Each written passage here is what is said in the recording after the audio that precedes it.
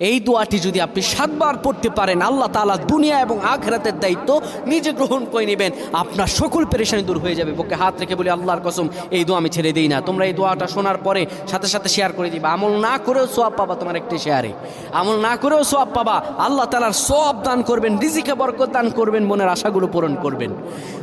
ও আমার প্রাণের ভাইয়েরা, বিশ্ব নবী মুহাম্মাদুর রাসূলুল্লাহ সাল্লাল্লাহু আলাইহি সাল্লাম বলেন, কোনো ব্যক্তি যদি এই দোয়াটা 7 বার পড়তে পারে, দোয়াটা হলো হাসবি আল্লাহু লা ইলাহা ইল্লাহু আলাইহি তাওয়াক্কালতু ওয়া হুয়া রাব্বুল আরশিল আযীম।